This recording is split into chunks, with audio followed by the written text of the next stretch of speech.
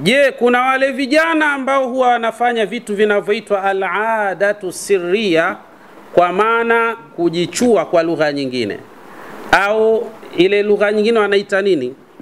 Yani wanamume anatumia mkono wake kama ndio mke wake. Je, masturbation. Je, hili jambo linaweza likasababishwa na kitu gani hasa kwa vijana wengi? Na je, kwa kutumia hiki kitu kinachoitwa al-laymun, kwa maana ndimu, kwa mujibu wa maelekezo ya Ibn Qayyim al-Jawziyya, tunaweza kuitumia kwa utaratibu gani ili kunusurika na mashakili haya biidhnillah subhanahu wa ta'ala?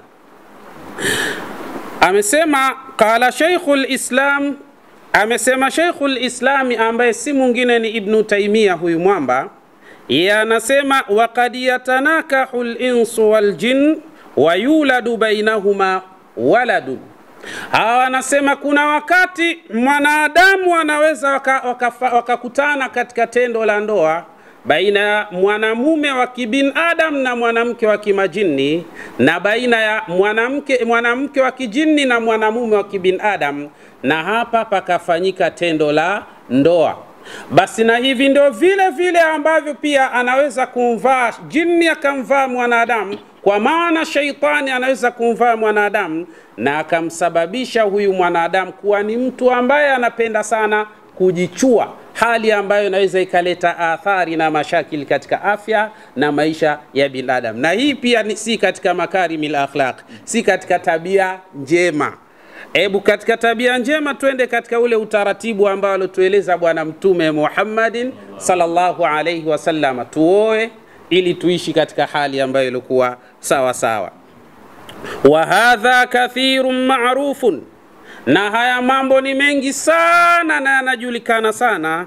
Waqad dhakara alulama sirra dhalika watakallamu alayhi, wanawavyoni wengi tayari wameshayaelezea haya, lakini kadhalika na wakaweka katika mizani na wakaeleza kwa ufasaha wa hali ya juu. Kwa hiyo kuna watu ambao wanaweza kujikuta wanaingia katika ili jambo la kujichua mara kwa mara, masturbation, lakini sababu yake inawezekana kukawa na shaitan miongoni mwa hawa al-awashiq.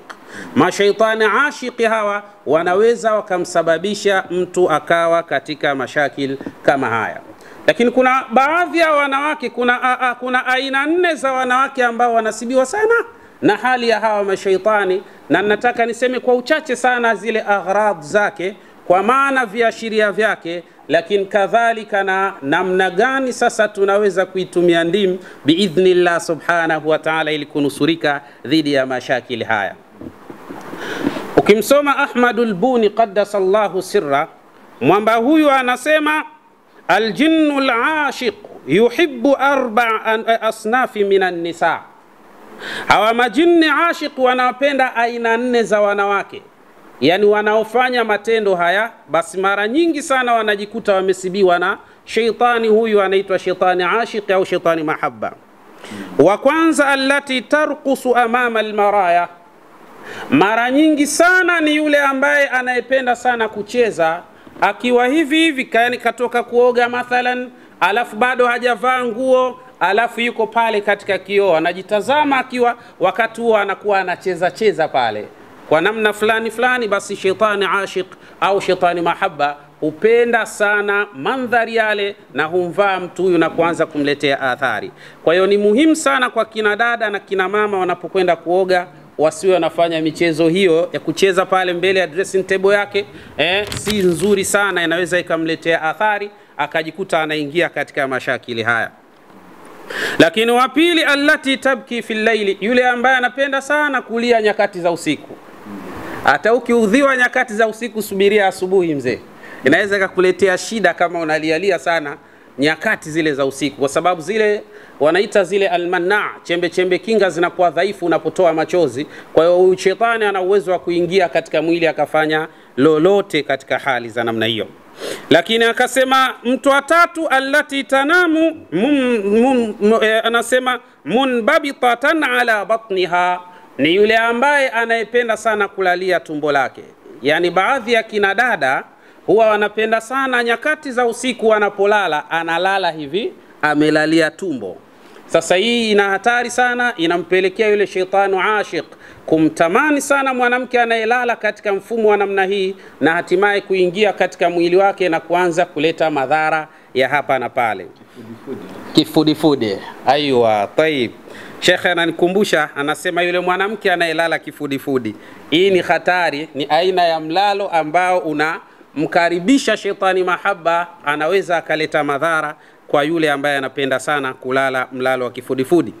Lakini kadhalika wanne, allati tughanni fil hamam, ni yule ambaye akiwa kule bafuni huko anaimba. Yani yuko bafuni alafu anaimba kama kataarabu fulani hivi au singeli fulani, yuko bafuni anaoga, huyo ana hatari ya kusibiwa na shetani huyo ambaye anaitwa ashiki. Kwa hiyo hizi tabia tuziepuke sana ili kunusurika na mashakili haya. Sasa kwa haraka niende katika aghrad, viashiria vya mtu ambaye inawezekana akawa tayari anajikuta katika mashaka haya. Jambo la kwanza, al-khumulu wal-kasl, ni mtu kuwa anapuuza mambo muhimu na kuwa mvivu sana katika majambo. Awe mwanamke au mwanamume, mara nyingi utamuona hivyo. Lile jambo muhimu yeye ndo anapuuza. Mpaka mnamshangaa, huyu mtu namna gani? Hili lina umuhimu kwake mwenyewe, lakini anapuuza. Lakini wal-kaslu, na uvivu kupita kiasi. Yani anakuwa hivyo, yani mara nyingi inatokea hali za namna hiyo. Lakini jambo la pili, ashuuru daimu bit'abi wal khumul, mara kadhaa mtu huyo atakuwa anahisi mwili unachoka sana, hali ya kuwa hana alichokifanya. Yani hana kazi yoyote ya msingi aliyofanya, lakini mwili unaripoti kuchoka sana. Hii ni miongoni mwa hali za mtu ambaye alosibiwa na shaitani mahaba, wasudau, lakini kadhalika na maumivu makali ya kichwa ambayo hayajatambulika kidaktari. Akienda hospitalini akifanywa vipimo anaambiwa mbona sisi tunaona hamna shida, lakini yeye anakuwa anaumwa. Lakini jambo jingine, al-itharatul jinsiyya. Hapa sasa kuna yule ambaye alosibiwa na masala haya ya huyu shaitani mahaba, kuna wakati anakuwa anapenda sana tendo la ndoa, lakini cha ajabu sio kwa mkewe au kwa mumewe, anakuwa anapenda kwa watu wengine. Akiwa kwa mume wake hataki wala haoni haja ya kuwa katika tendo hilo, au akiwa na mkewe hataki wala haoni haja kuwa katika jambo hilo, na wakati mwingine viungo husika vinakataa kabisa kuelendea lile jambo husika. Kwa kweli ni hatari sana sana sana. Lakini dalili nyingine, ashuuru daimu bil itharat ma ikhtilamin mutakarrir.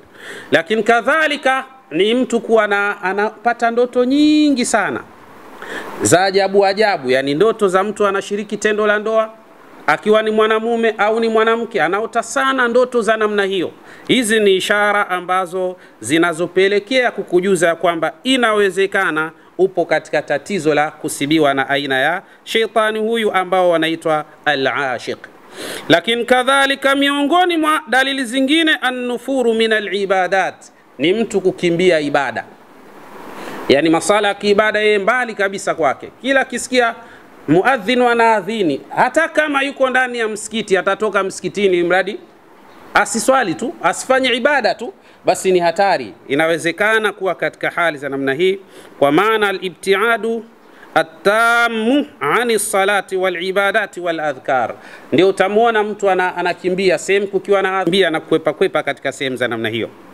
Lakini kadhalika nufuru mina zawja, kama ni mwanamke atakuwa anamkimbia mume wake, anamwambia sijisikii, na kama ni mwanamke naye atakuwa anamkimbia mume wake, basi limradi watakuwa wanakimbiana, kila mmoja anakuwa hana habari na mwenzake. Lakini kadhalika al-ibtiadu ani shariki al-haya, na kila mmoja anataka akae mwenyewe peke yake. Mizozo inakuwa mingi, magomvi yanakuwa mengi, mitafaruku ya hapa na pale inakuwa mikubwa sana, kwa sababu ya watu ambao walosibiwa na hatari ambayo inayotokana na huyu shaitani mahaba.